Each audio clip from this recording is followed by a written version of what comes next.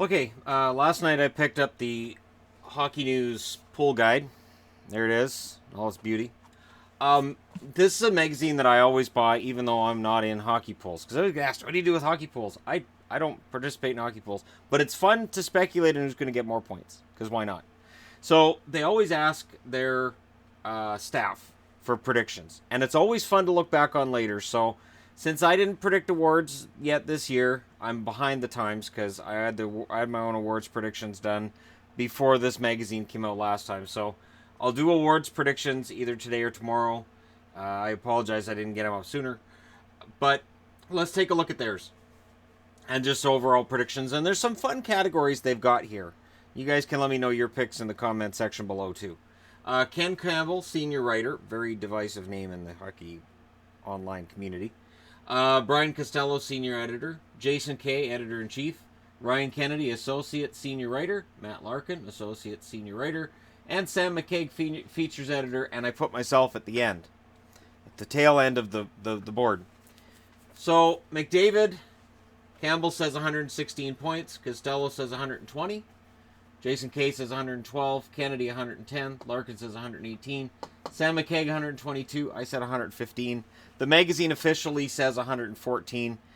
Either way, Connor McDavid is the only one that's being predicted to score over 100 points this coming season by the Hockey News.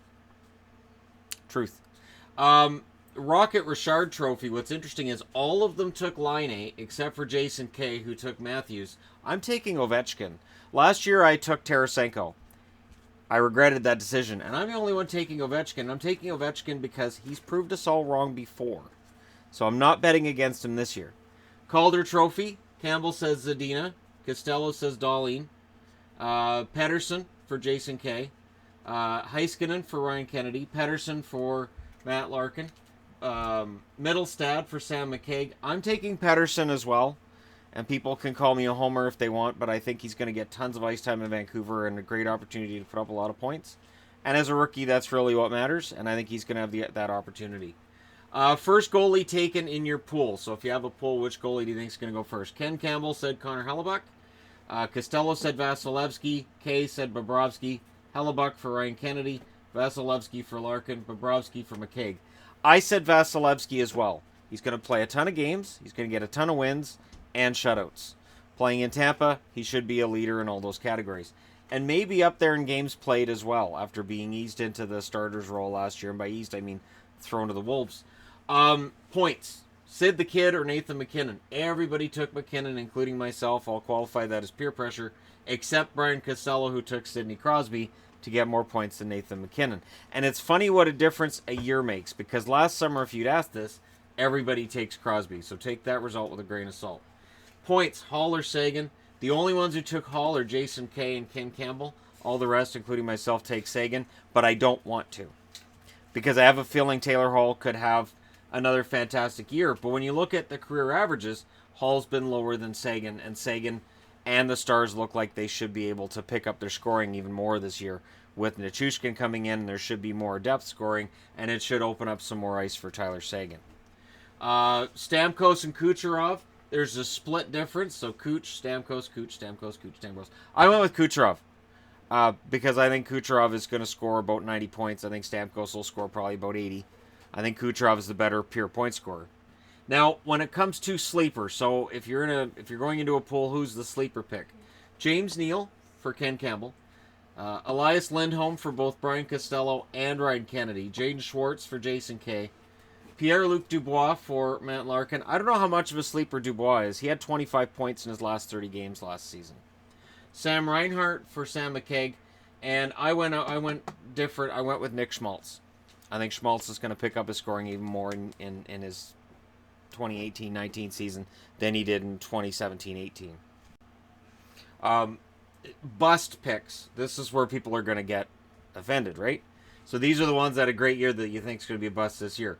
Kopitar for Ken Campbell, Riley Smith for Brian Costello, Marchessault for Jason Kay, James Neal for Ryan Kennedy, so he's both a bust and a sleeper.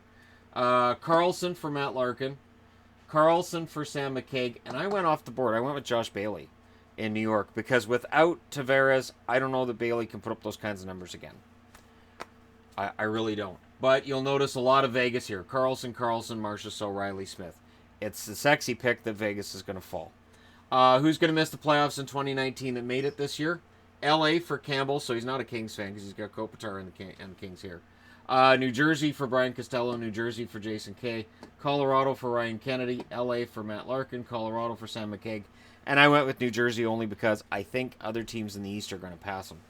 Other teams being Florida, and there's other potentials, but Florida's the one that stands out to me. What's Vegas going to do? Campbell says round 2. Brian Costello says they'll miss. Round 1 for Jason Kay. Round 1 for Ryan Kennedy.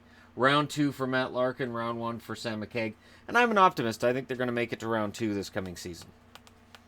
So, again, it's up to Vegas. It's up to you guys to prove us wrong.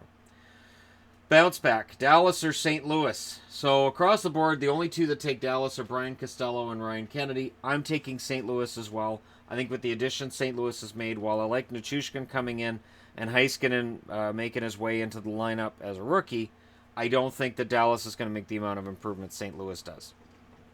So that's another really solid team Dallas has to catch in a very tough Central Division. Calgary or Edmonton.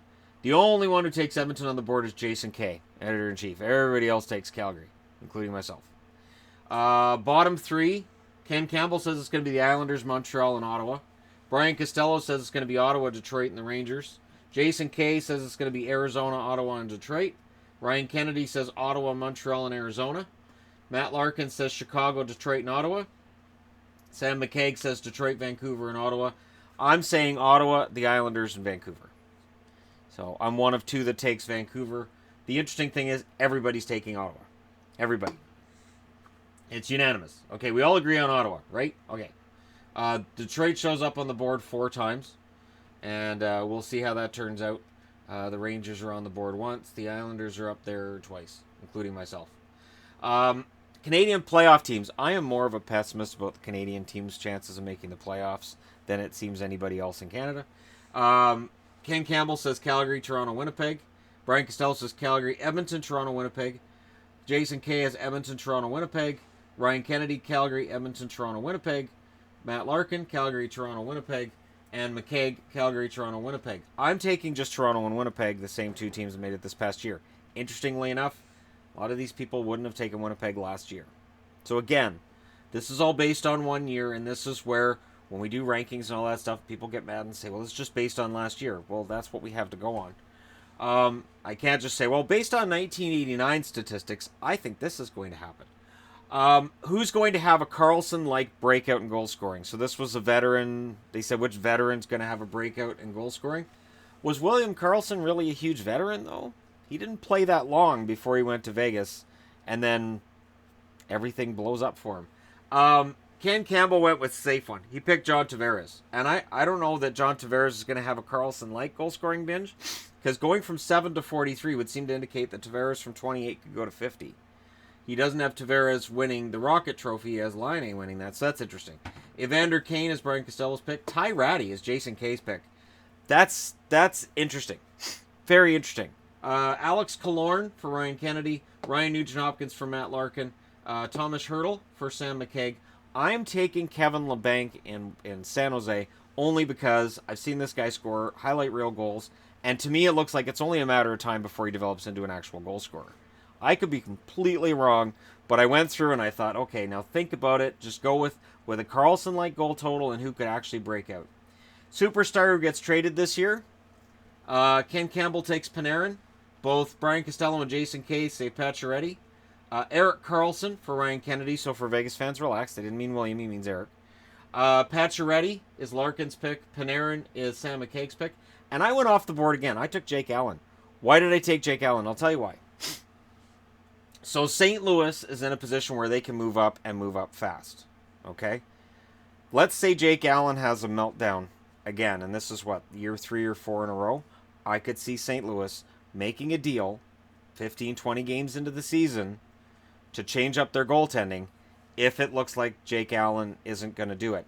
And the thing is, Jake Allen's still young enough that there's a team somewhere that would take him if he became available. So I could easily just have put Pacioretty and went, yeah, I agree, Pacioretty, but I thought, you know what, let's just throw a name out there that nobody's talking about, just for fun.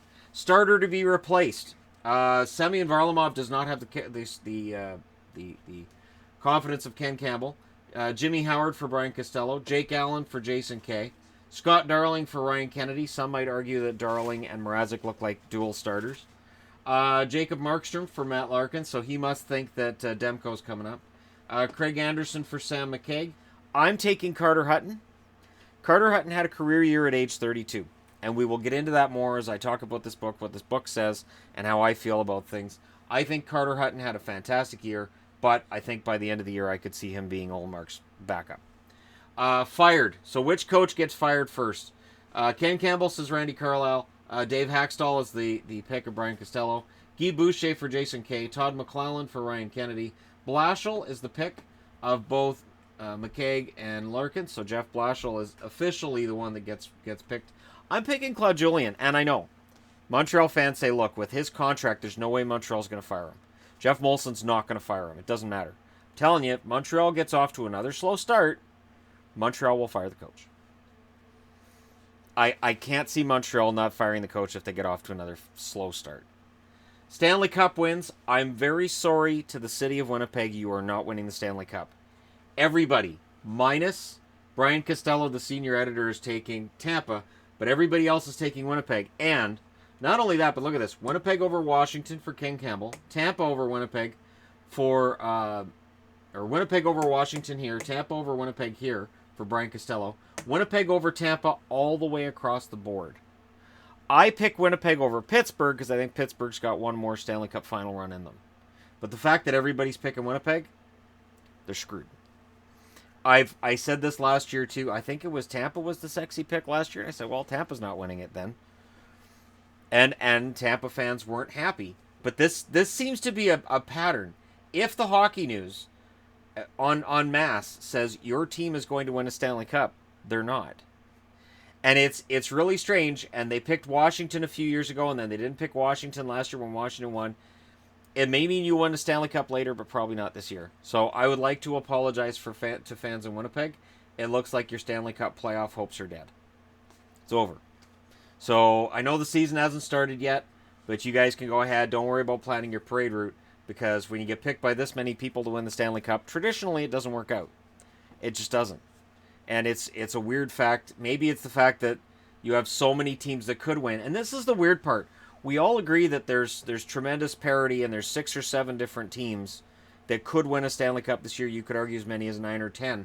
And yet everybody's picking the same 2 teams, except one guy who's picking Washington to get back to the final and lose.